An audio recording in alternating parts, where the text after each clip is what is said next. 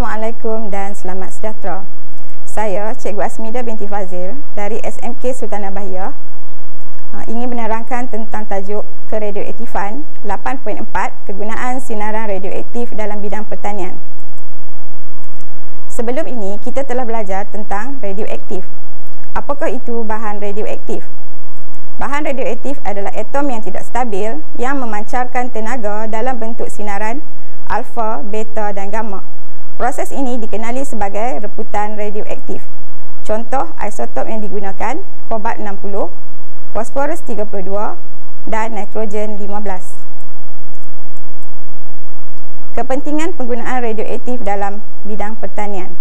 Yang pertama, mengkaji ciri tanah dan tumbuhan. Yang kedua, meningkatkan hasil tanaman. Yang ketiga, meningkatkan keselamatan makanan melalui pengesanan pencemaran. Yang keempat, mengawal perosak secara lebih berkesan. Pembiakan tanaman mutasi, teknik mutasi teraruh. Bahan radioaktif seperti kobalt 60 atau sinar gamma digunakan untuk mencetuskan mutasi pada benih. Hasilnya, tanaman yang lebih tahan penyakit, cepat matang dan hasil lebih tinggi. Contoh tanaman, padi, gandum dan jagung mutan. Pengawalan perosak teknik serangga mandul SIT, Sterile Insect Technique. Serangga jantan disinarkan dengan kobalt 60 sehingga menjadi mandul. Serangga dilepaskan ke kawasan pertanian apabila mengawan, tiada anak dihasilkan. Populasi perosak berkurang tanpa guna racun kimia. Contohnya, mengawal lalat buah dan nyamuk pembawa penyakit. Pengawitan makanan dan pembasmian kuman. Sinaran gamma digunakan untuk membunuh bakteria dan kulat pada hasil pertanian.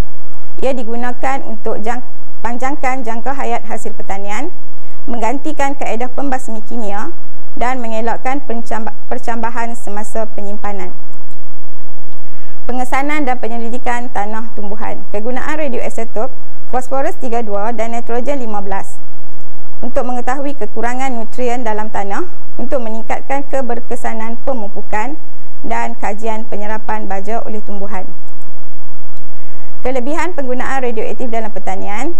Hasil pertanian lebih berkualiti dan tahan penyakit, kurang pergantungan kepada bahan kimia, meningkatkan produktiviti pertanian, kaedah mesra alam contohnya SIT tanpa racun.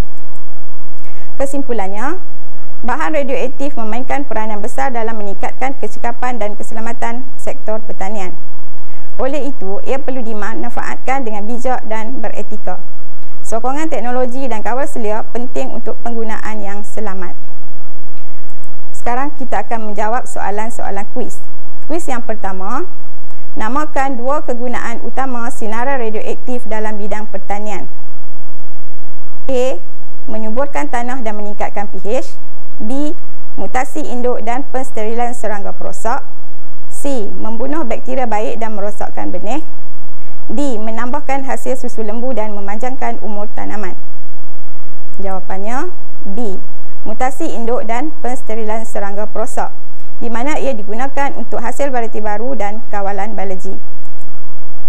Kuis kedua, bagaimanakah teknik penjejakan radioisotop membantu meningkatkan hasil tanaman? A. Mengesan kandungan baja dan air dalam tanah. B. Membunuh semua serangga. C. Memanjangkan musim hujan.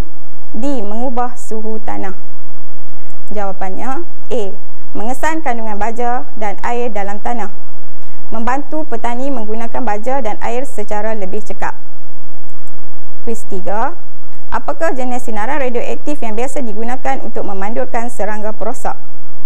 A. Cahaya UV. B. Sinar X. C. Sinar gamma. D. Cahaya merah. Jawapannya sinar gamma. Contoh sumber, radioisotop kobalt 60.